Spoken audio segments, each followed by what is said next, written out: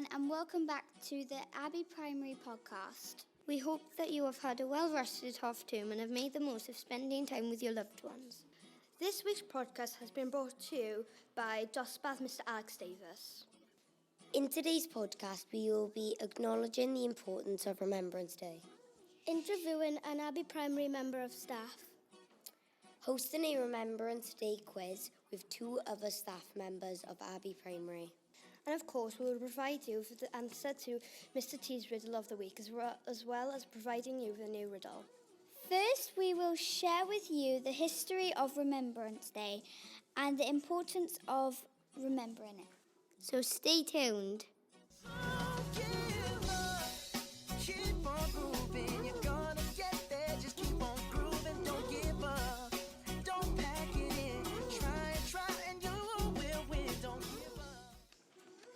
Guys, so Harry, Will, Alex, Macy, Johan and Rebecca, what can you tell us about Remembrance Day?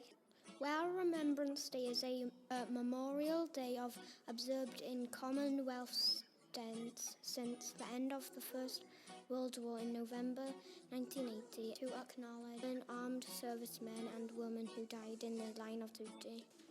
Also in the event that commemorates the end of World War I, which ended on the 11th hour of the 11th day of the 11th month in 1918. Thanks, Harry and Will. What have you got to share with us today, Alex and Macy? A 2-minute silence is held at 11 a.m. to remember all the soldiers who lost their lives in all wars, not just the First World War. This 2-minute silence is normally observed throughout London and the UK in some parts of the Commonwealth. The poppy is an enduring symbol of the remembrance of the First World War. The poppy's origin is an accepted symbol of remembrance, lies in the landscapes of the First World War, as poppies were a common sight, especially on the Western Front.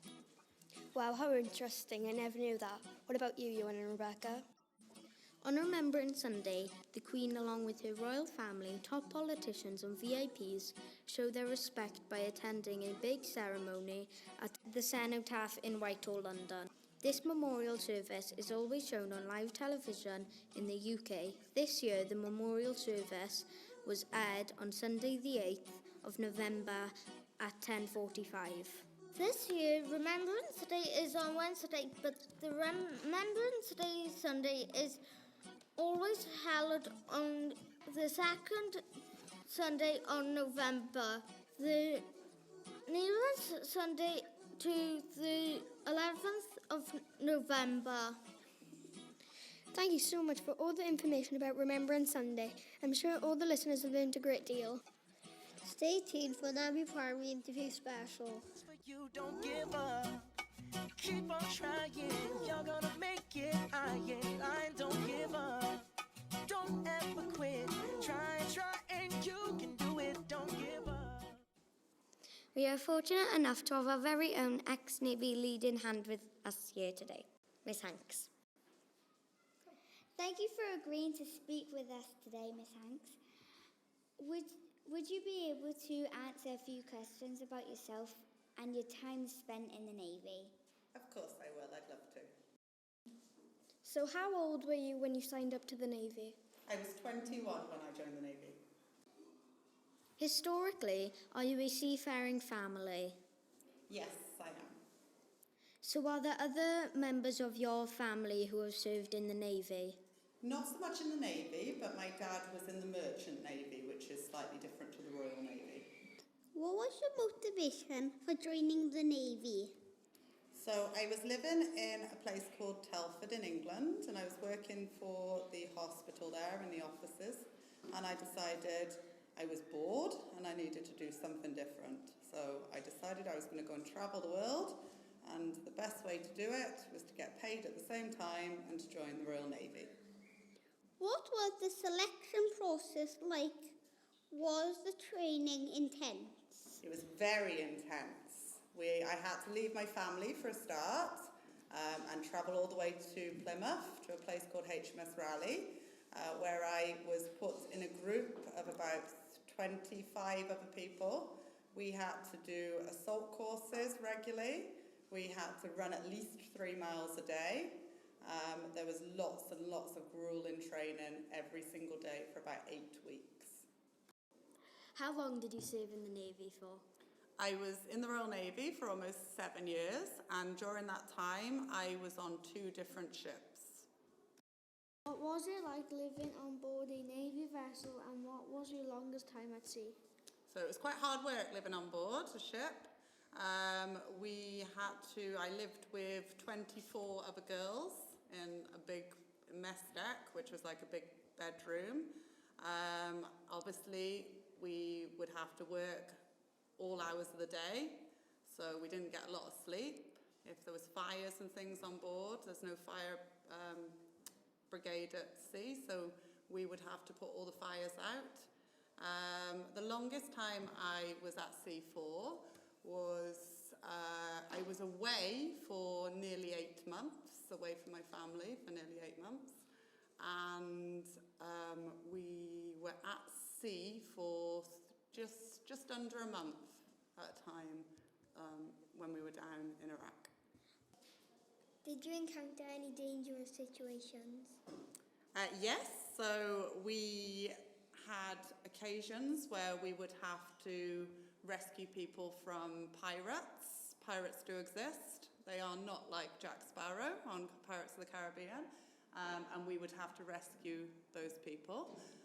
We also had, in 2008, I was involved in going down to Iraq, and we were looking after the oil platforms down there, and we had people trying to attack the ship then as well, so yes. What made you decide to leave the Navy and become a teacher? So I had been in the Navy, as I said, for nearly 7 years, and I decided it was time to do something completely different. So unfortunately, being in the Navy is, as much as I loved it, and you get to travel right around the world and see lots of new things and adventures, it is quite hard work, and you have to leave your family for a long time. My husband is still in the Navy, and he's been away for nearly 5 months. Well, actually, he's been away for over 5 months now, and luckily he's coming back next week, so it'll be lovely to see him. So it was just time to do something completely different, and so I decided to become a teacher instead. Lastly, have you got a personal message that you would like to share with those who have and are currently serving? So I think people that join any of the military are incredibly brave, and they put their own lives ahead of themselves and their families. So I'd just like to say a very big thank you to everybody who has served and everybody who is currently serving, and just to stay safe wherever they are. Thank you so much for speaking to us, Mrs. Hanks. It was really interesting to find out about you and your time in the Navy. Thank you very much for having me. It's been a pleasure. Don't give up. Keep on going. You're on a boat, so keep on going. Don't give up. Don't ever stop. Try, and you'll come out on top. Don't give up. Okay, I would like to introduce you to today's Remembrance Day quiz contestants, Mr. Mellon and Mr. Richards. Welcome both. We want to thank you in advance for taking part in today's quiz. Today you will be competing against each other in our Remembrance Day quiz. We will ask a range of questions, and the first person to buzz in and answer the question correctly will get 1 point.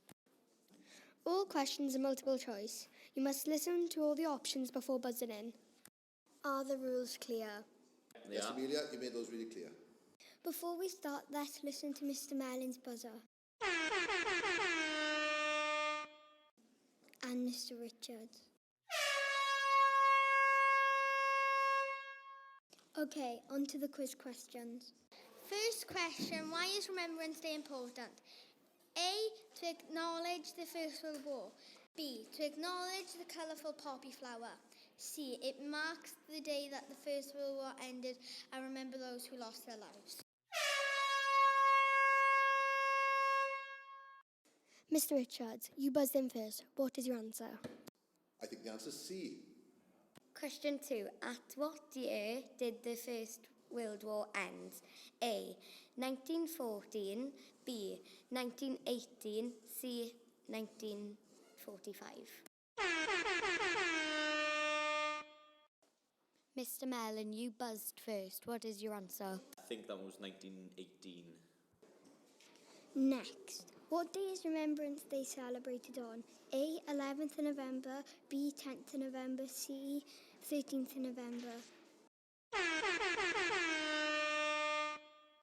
Mr. Merlin, you buzz first. What is your answer? The 11th of November. Question 4. What is the traditional flower worn on Remembrance Day? A. Sunflower, B. Rose, C. Poppy.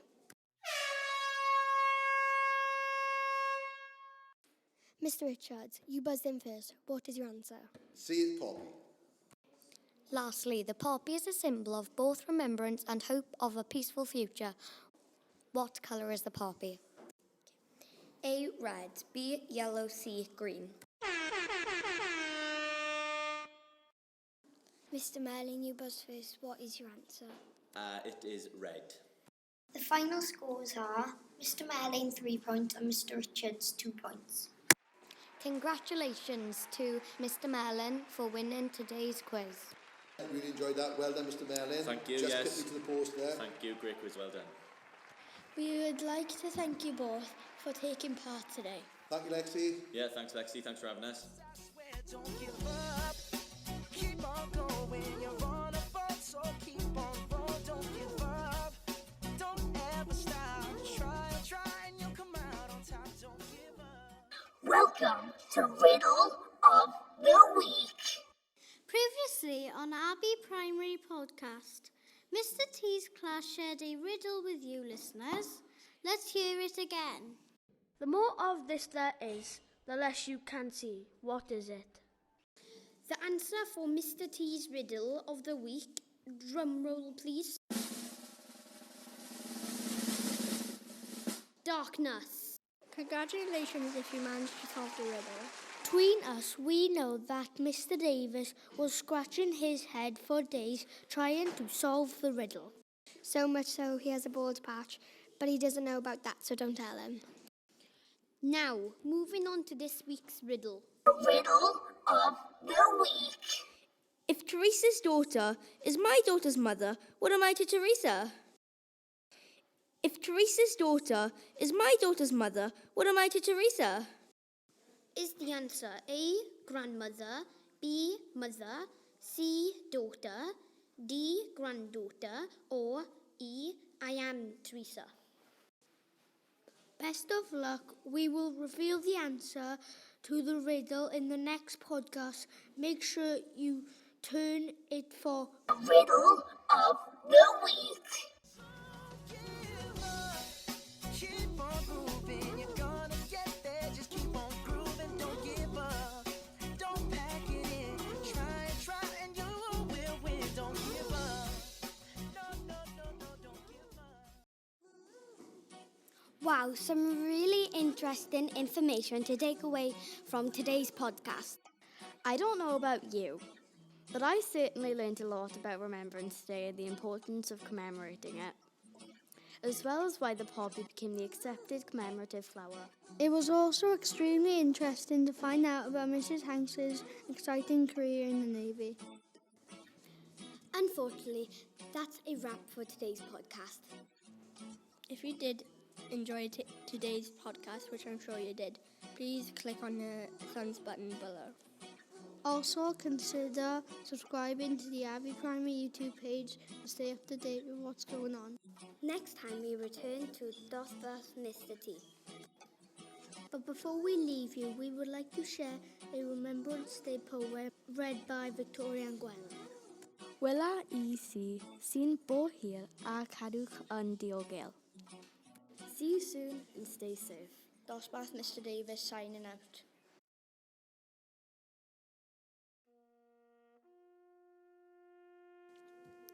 In Flanders Fields, a poem by John McCrae. In Flanders fields the poppies blow, between the crosses row on row, the mark our place, and in the sky the larks are bravely singing, fly scarce heard amid in the guns below. We are the dead, short days ago. We lived, felt dawn, saw sunset glow. We lived and were loved, and now we lie in Flanders fields.